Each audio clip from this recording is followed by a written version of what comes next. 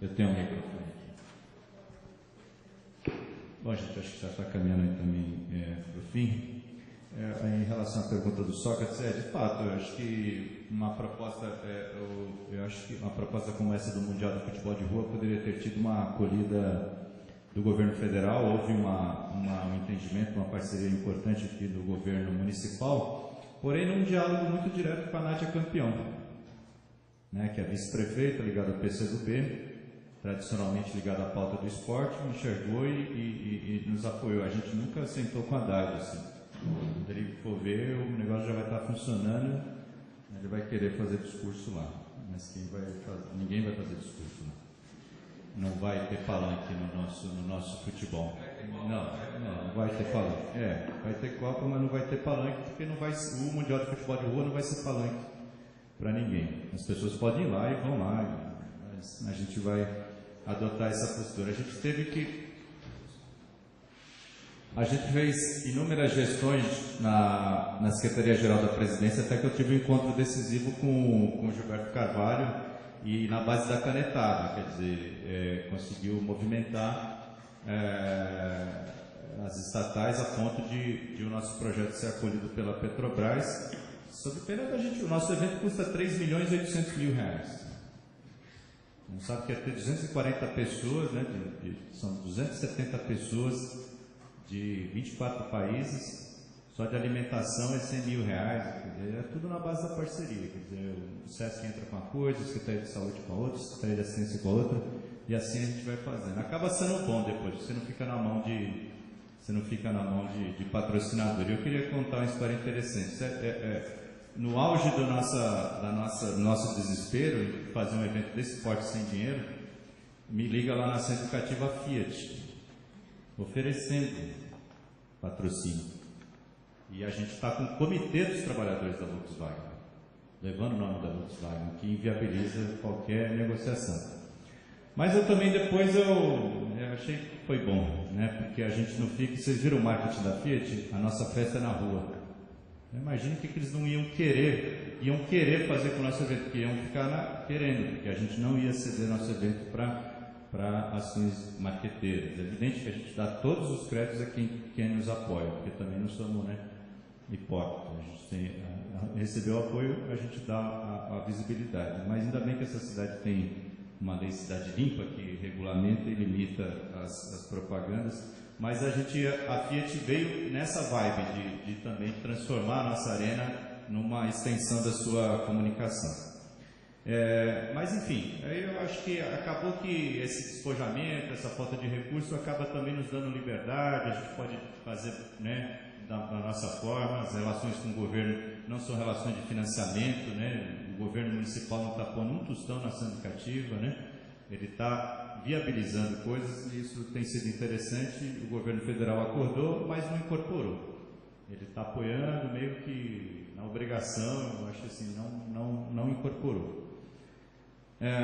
Mas estamos juntos aí. E o professor Luiz, então, a gente está muito preocupado, o professor Luiz, em entender os movimentos, tanto é que fizemos um debate chamando, né, representantes dos dois segmentos. O Comitê Popular da Copa tem uma abordagem interessante, questionadora, consistente, de a Copa para quem, né? Agora, esse rapaz que foi lá, o nome dele é Flávio, mas ele se identifica com um codinome bem típico de internet, ele representa o coletivo "Se não tiver direitos, não vai ter Copa", que é o que puxa as principais manifestações aí. A gente foi atrás, inclusive, em reuniões deles e tal, para trazê-los aqui. Então, se ele não é qualificado, o problema não foi nosso, o problema deles se designaram. Inclusive, nosso evento foi transmitido via internet, ele tweetou e chegou a ter 400 pessoas assistindo pela internet. Mas foi o que ele falou, e eu vou dizer uma coisa para você, eu poupei. Ele é assim, eu não sou de partido, não gosto de partido, odeio o governo, esse governo não presta, ele não tem legado nenhum, é assim. Sabe essa retórica? Tudo bem, pode ter sido alguém infeliz, mas exerce uma posição de liderança, sabendo o que significa a liderança desse tipo de coletivo. Ele é uma voz. Mas, e outra, se eu usar a expressão manipulado, eu acho que eu exagerei, eu quero aqui recuar, porque quem manipula é a mídia. Porque outro dia eu estava ouvindo, eu ouço muito rádio. para desespero da minha esposa Ângela. Eu ouço muito rádio. E aí outro dia, aí eu vou mudando de rádio porque eu não suporto. Aí um dia eu caí na Jovem Pan, eu ouvia a Band, aí fui para a CBN, aí até que fui para a Jovem Pan. O cara da Jovem Pan, ele mobilizava. Gente, 5 horas da tarde hoje tem manifestação. Sabe? Parecia que estava convocando contra a Copa e tal. E aqui, essa última manifestação do MTST, gente, é por moradia. Tinha uma faixa lá contra os gastos da Copa, uma faixa. A Globo, qualquer um que viu, eu não perco muito tempo assistindo TV aberta, disse que era uma manifestação por moradia e contra a Copa. É a manipulação que quem faz é a mídia. Então é essa a questão. É evidente que os meninos são muito espertos, inteligentes, etc. e tal. E eu admiro essa postura desses meninos, inclusive que vão para o enfrentamento. Mas também é necessário estudar, viu, professor? Porque também em uma manifestação ir lá no olhômetro achar que é isso e aquilo também não dá. Nem esse rapaz representa, nem essa observação assim empírica, não estatística, também vai dizer que são essas pessoas. Aliás, a gente só vai poder... Eu sou de formação de historiador, não me arrisco a dar palpite em nada com menos de 5 anos de passado, né? Então, enfim, eu sou mais do Raul Seixas, né? Que mel é doce, né? É coisa que me nego a afirmar, mas que parece doce, eu afirmo plenamente. Então, seguindo a máxima Raul Seixista, para ofender os ouvidos academicistas, enfim, eu vejo que o movimento tem inclinações inclusive para um discurso que eu acho que nem é intencionalmente de direita, mas casa, a fala desse rapaz estaria no editorial do Estadão. Barará, barará, barará. É isso. Esse negócio eu gostei muito da tua fala lá da responsabilidade. A gente joga tudo muito na culpa nas costas do governo, né? E os movimentos sociais, eles têm uma tradição de luta, etc. e tal, e eu acho que poderia ter um acúmulo de reflexão em função de experiências anteriores. A experiência da África do Sul foi muito representativa. Eu já ouvi, eu me lembro na época, muitos questionamentos. Esse Comitê Internacional dos Trabalhadores da Volkswagen tiveram uma ação lá importante. Eles comentaram agora, eu passei uma tarde inteira lá dentro da Volkswagen com eles comentando que aqui no Brasil encontrou uma sociedade civil mais organizada e atenta aos problemas relativos à Copa do Mundo, coisa que na África do Sul eles tiveram dificuldade de perceber. Enfim, havia por onde a gente partir. Eu acho que os movimentos sociais perderam muito. Assim, eu vejo com muita alegria o MTST. Assim, essa parada que eles estão organizando agora no Parque do Carmo, com responsabilidade. Conseguiram até dialogar com a Dilma Rousseff, mas enfim, a Dilma está apavorada, né? De eles cercarem o Itaquerão, a Dilma e a torcida do Corinthians. É bem interessante também a gente pensar a atitude da Gaviões da Fiel. Muito interessante a gente pensar a atitude de Gaviões da Fiel. A Gaviões ela já ligou o MTST, muito interessante isso, gente. Muito interessante a gente pensar na conduta da Gaviões da Fiel, ou pelo menos no setor, essa coisa de proteger o Itaquerão, não sei o quê. Houve isso, a torcida do Atlético Paranaense fez isso, nas manifestações de junho. Houve um grupo que estava indo para o estádio do Atlético. Vocês sabem que das 12 sedes, só 3 são de times, né? A do Internacional, do Atlético Paranaense e do Corinthians. Os demais são tudo público, né? Castelão, da Bahia, da Fonte Nova, né? Também estadual, tudo público. Bom, Manaus nem se fala, Manaus, Cuiabá, né? Natal, né? O Castelão, que eu conheço bem, é tudo público, né? É tudo público. E o problema da Copa aqui no Brasil, um dos maiores problemas foi isso, ter 12 sedes, né? É um absurdo, ter 12 sedes, pura politicagem, assinada pelo Lula, pura politicagem, junto com a CBF do Ricardo Teixeira, que está exilado numa mansão em Miami. É muito horroroso, gente. Esse esquemão da FIFA, CBF, eu fiquei muito triste com os gêmeos terem pintado o avião da CBF. Artisticamente eu achei até legal, a parada legal, artisticamente, pá, né? Uma arte de rua aplicada num avião assim, mas, pô, nada a ver, meu. Uma arte marginal do grafite, você está a serviço da CBF. É muito triste. Eu acho que os meninos lá são gênios mesmo da arte, assim, mas pisaram na bola mesmo. Assim, não gostei deles terem se associado à arte deles, que já faz parte aqui de São Paulo, né? a gente passa aí por esses painéis dos gênios aí. Falar de São Paulo hoje é falar do grafite dos gênios, e eles terem colocado a arte deles a serviço da CBF, para mim foi uma tristeza. Obrigado.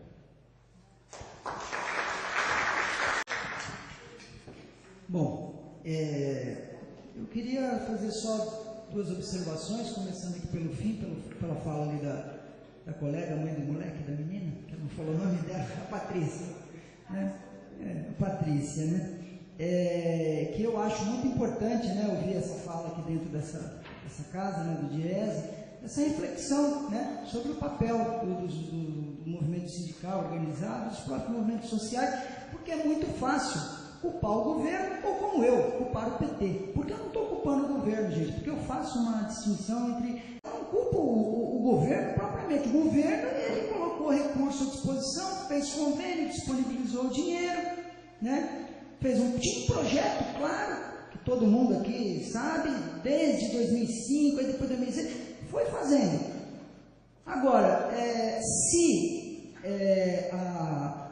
os quadros políticos do governo, né, que integram o governo e que não integram o governo, não conseguiram fazer esse diálogo com as comunidades, com os movimentos, com a sociedade, realmente é lamentável, né? E agora a gente tem que vir aqui citar a Folha de São Paulo dizendo que 28 bilhões, né, é lamentável. Eu citar o valor de ontem aqui, é lamentável isso. Eu fico até, por isso que eu estava comentando, acho que, não sei se foi com o Daniel, ou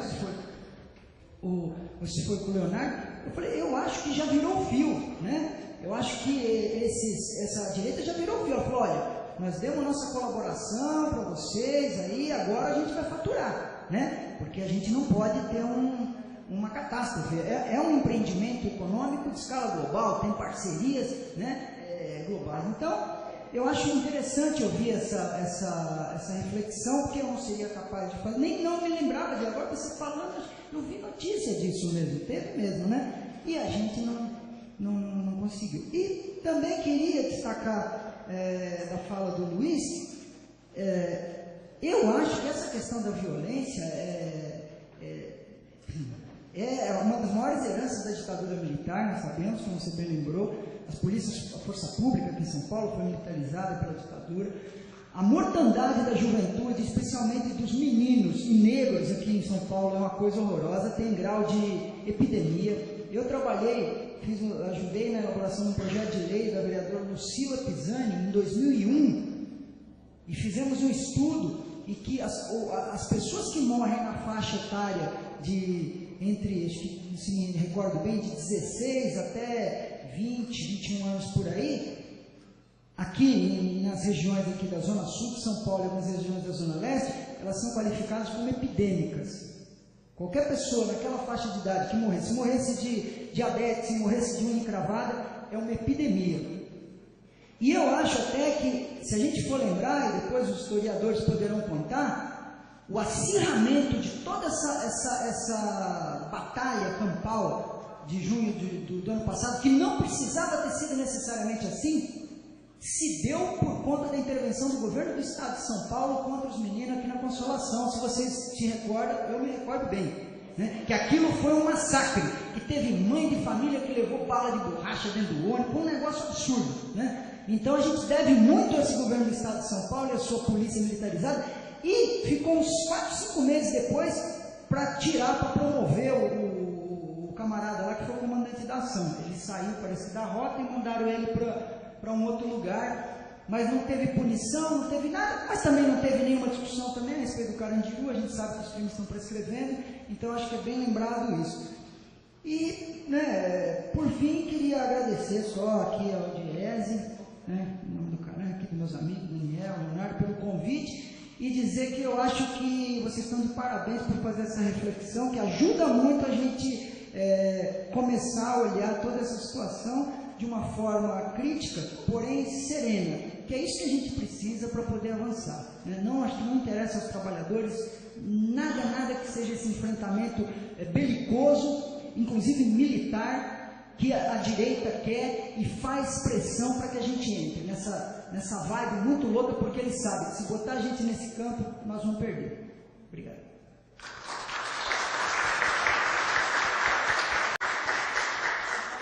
agradecer aqui em nome do Diese, da escola, a participação dos Antônios aqui. Acho que a reflexão foi muito interessante.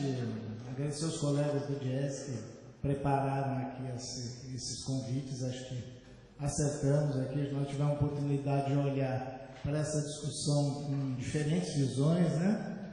Olhando aqui mais o aspecto cultural, o Antônio aqui puxando mais as discussões do futebol, da economia, o Rovai pensando um pouco mais na política. Acho que essa combinação foi muito interessante. Lembrar das lacunas, né? Porque acho que tem muita reflexão ainda associada a essa discussão que a gente merece fazer, a questão da democratização nas instâncias do futebol. Eu estava lembrando aqui como é que os clubes se organizam no Brasil, como é que os grandes países se organizam na economia, né? Na economia nós temos o G20, aqui nós temos o Clube dos 13, então você tem muitas identidades aí nessa associação perigosa.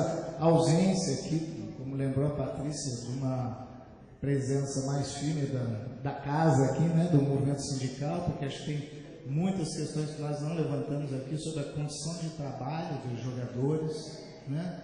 Muito jogador morrendo em campo, né? Porque a gente pensa sempre nos top, né? Nos Neymar da vida, mas como você lembrou, né? Tem muita gente de periferia, de outras séries. Ano passado a gente iniciou aí, assistiu alguma reação de parte dos jogadores aí com aquele Bom Senso Futebol Clube, né? Que colocou a questão dos calendários. Então acho que tem muita reflexão aqui que foi feita que ajuda, inclusive ajuda a pensar os chamados grandes eventos. Nós vamos ter as Olimpíadas, e chamar a atenção também para talvez um grande evento que acontece todo mês no Brasil, que a gente não dá muita bola, infelizmente, mas o impacto dele do ponto de vista de orçamento, da economia, é tão grandioso ou mais do que uma Copa, que é a reunião do Banco Central, né?